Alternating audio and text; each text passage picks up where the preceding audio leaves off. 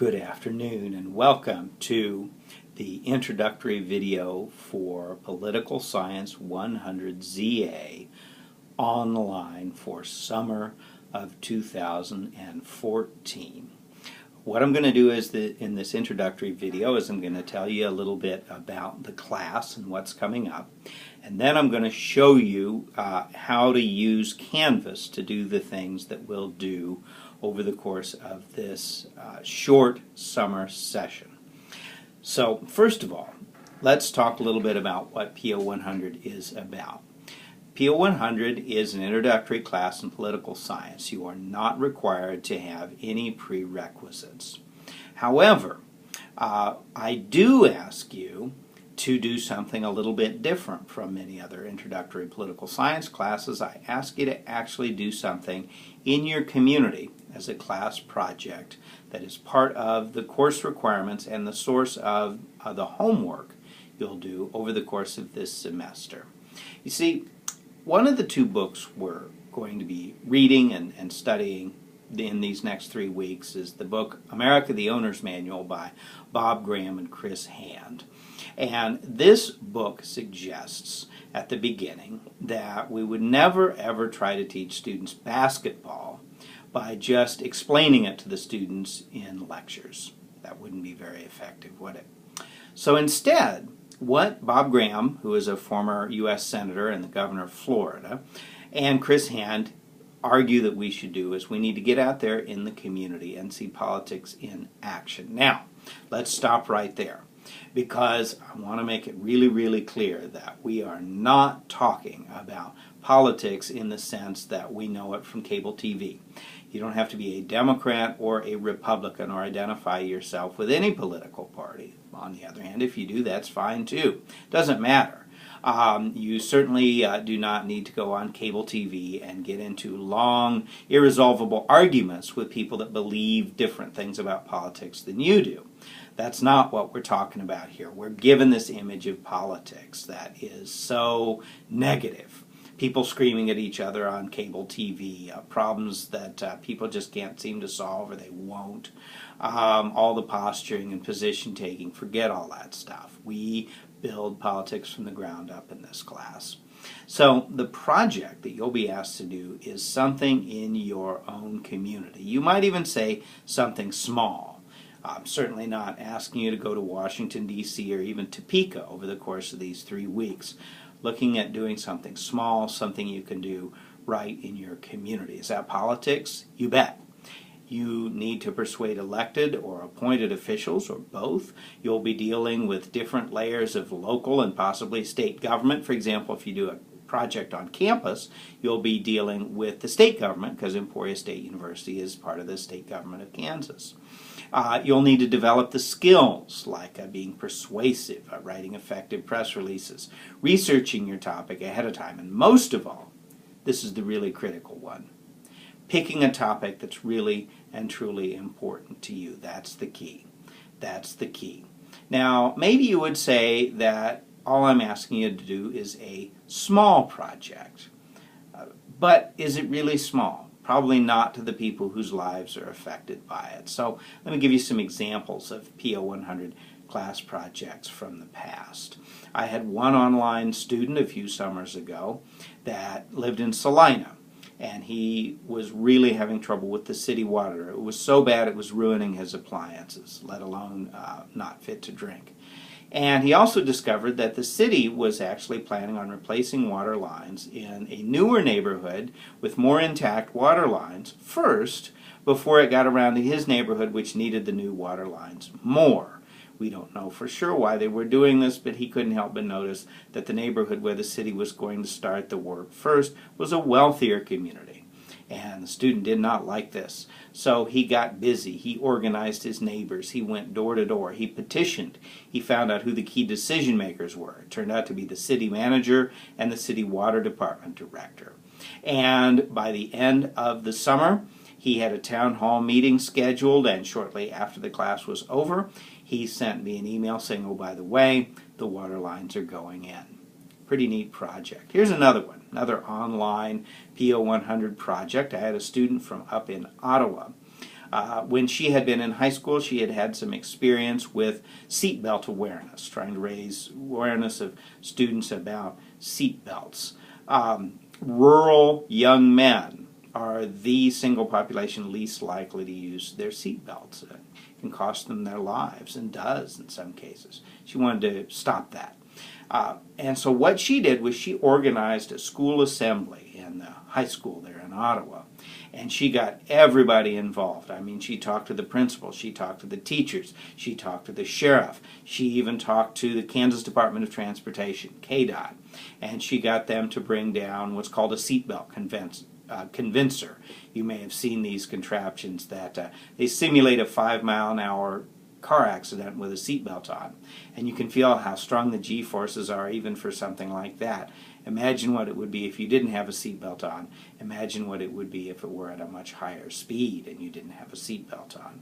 So she got KDOT to bring that down. She had everything all organized. Now there was a catch. It was a summer class, and of course high school is not in session in the summer. So what she did instead is she organized everything. She got the date scheduled, she got commitments from everybody, she got the sheriff, KDOT, their commitments to be there on that date and bring their equipment. She got the principal to agree to it. Everybody was involved. She was all ready to go. The actual assembly didn't take place until the fall, but she had done such a good job planning everything and getting ready that she got a very good grade in the class. So those are some quick examples. I had another one. This one was really neat. All the examples I'm using, by the way, are from online sections of PO 100, just like what you're enrolled in right now. I had a student, she was up in, I believe it was Tonganoxie, worked at a gas station, and it was not disabled accessible. It needed a ramp. And what she did was absolutely brilliant. Now, first of all, you might be thinking, well, wait a minute, what does that have to do with politics and government? It's a private gas station. Here's the answer. And this ended up being the key to her whole project. She needed city building permits in order to make the changes. And the manager of the gas station thought it was a pretty good idea, was a little reluctant, was stalling a little bit. So what this student did is she got everything lined up. She actually had volunteers come in to build the ramp. They needed that city building permit. She went to the city on her own and got that city building permit. And then she went to the owner of the gas station and said, well, you don't have to put the ramp in, but of course we've already got the city building permit. Well, of course, how could the owner say no at that point? And he didn't say no, and they built the ramp. And again, very, very good project, very, very good grade. Now that probably seems like a little thing. One disabled accessible ramp at one gas station in Tonganoxie, Kansas. How's that going to change the world? How's that going to teach us anything about politics and government? Well, it's going to change the world because one project at a time. We promote this curriculum for political science that's about civic activism, that's about getting involved in the communities. It's about building what scholars call social capital, this idea that you can make a difference and you can work with other people in your community. Excuse me, itchy today. And you can do it. And if you can do it on that level and you end up taking on a bigger project, maybe you want to make a difference on the state or even the national level, you start out at that local level, and then you work your way up. President Obama, whatever you think of his politics, and we don't need to debate that, but it is a fact that President Obama got his start in politics as a community organizer in Chicago, and his project was mobilizing the tenants of public housing to take action with the city because there was exposed fiberglass information. Children were at risk of breathing the shards of glass and was also getting moldy. Now, that may seem like a little thing, exposed fiberglass insulation in a public housing project, but it was the first major act President Obama did as a community organizer. It led very quickly to state senate, U.S. Senate, president. So it starts at the local level. And again, maybe you disagree with President Obama's politics. That's fine. This is your chance to do it your way. It starts at the local level. It starts with those little things. I've been lucky enough to meet Senator Graham as I've been working on this, and in fact, during the course of your class, our article that Senator Graham and I wrote together will come out. That article is about our experiences teaching this curriculum here in Emporia. He actually came to Emporia. He was our Bortman Lecture Series speaker in 2013. He's a nice guy, and I'm in touch with him fairly regularly. I bet we can even get him to do a video for the class, and maybe give you all some feedback on your projects. And so it's a lot of fun. In addition to that, there is a second book. This is more your standard political science, more like probably what you were expecting when you signed up for the class. That's the book, The Dictator's Handbook, by Bruce Bueno de Mesquita and Alistair Smith. And that book essentially makes the argument that it's not pro-dictator, it's not really a handbook for dictators. It's saying dictators know what they're doing. And if we don't want dictators, if we don't want ruthless people governing that don't take the needs of people into account, we need to know how dictators do it. So he looks at some dictators that are real monsters, how they rose to power, how they grabbed power, how they held on to power. In some cases are still in power in different parts of the world. And the idea is a cautionary tale. Let's study how they did it, because it makes us more aware of how politics works or fails to work, and what we can do to create a system and maintain a system where dictators can't come to power like that and hang on to power. We understand politics better when we look at it through the example of how it gets corrupted. It's also a very fun, fast-paced, readable book, and I enjoy reading it. I hope you do too. So here's the plan. You'll need those books right away. No excuses on that, because the books are very, very affordable. Neither of these books is a traditional textbook. Neither of these is going to cost you a lot of money. You can get them at the campus bookstore. You can get them online. You can even get them for the Amazon Kindle if you want to do it that way. But you'll need them right away. We only have 3 weeks. We are cramming the equivalent of a 16-week semester for an on-campus class into 3 weeks online. That means there's going to be something new every day between now and July 3rd. Of course, you don't have class on July 4th. It's a holiday. I'm not going to be videoing any lectures except for this one and putting them online. This is the only time you'll have to look at me and listen to me carry on all semester. Everything else is just through Canvas. But you'll want to keep up, because it's never a dull moment. There are no assignments on weekends, but every weekday there will be something new. Now, I won't consider work late until after July 4th. However, it is in your interest to stay on the course schedule, because there's so much going on every day. Readings, quizzes, assignments, and so on and so forth. There's never a dull moment. And so it's really not in your self-interest. You're going to read a lot about self-interest in the Bueno de Mesquita and Smith book. It's really not in your self-interest to get behind, because it's boom, boom, boom. In 3 weeks, we're cramming in a 16-week semester. So I'd recommend taking some time every day to get on Canvas and do the work. With the Bueno de Mesquita and Smith book, it'll be quizzes. We'll be doing 2 chapters at a time. Each one will have a 3-question quiz. As long as you read the chapter carefully, it should not be a problem. And I'll show you that in just a minute here, how you do that on Canvas. So it'll be 2 quizzes on each day. We have a reading from Bueno de Mesquita and Smith. Remember to take both. And then with Graham in hand, I'm going to use what are called graphic organizer assignments. This is something my wife taught me about. She's a Montessori teacher, and she's really good. And she said, hey, why aren't you doing graphic organizers in your class? Graphic organizers like the Venn diagrams. You may have seen those overlapping circles that show where ideas overlap and where they're distinct. Or flow charts or things like that. It's a neat way to work on presenting data. You can develop your data presenting skills and also do your assignment in a very readable way. And you'll have graphic organizer assignments from the Graham and Handbook. And let me make this clear. I actually want you to do this Graham and Hand project.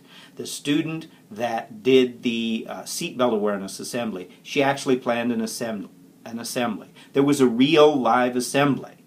up in Ottawa.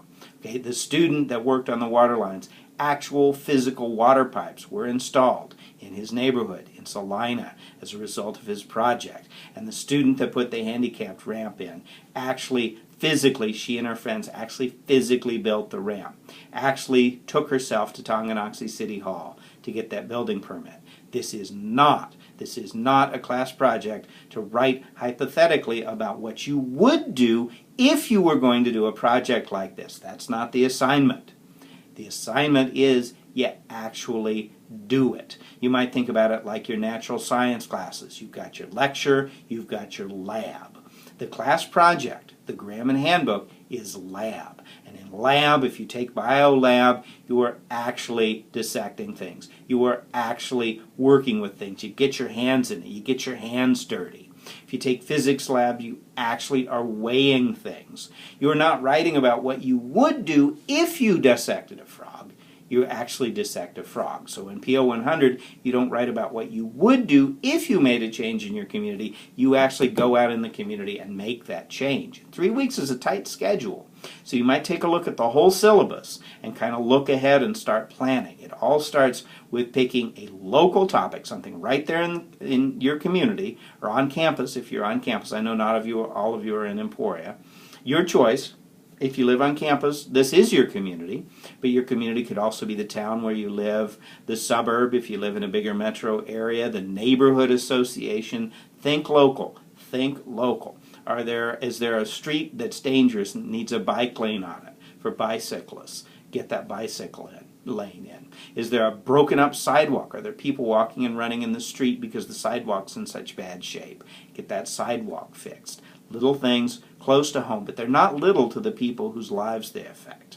That's what we're talking about. Okay? So let me turn this camera around here a little bit and show you a little bit about how to do some of this.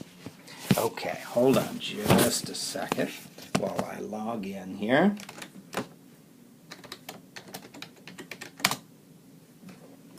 Okay, let's go to Canvas.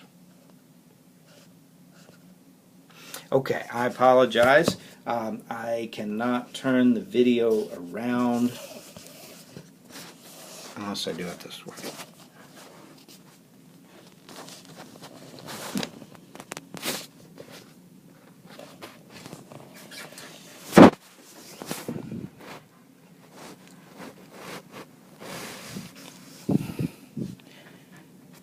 All right, here's what we're going to do.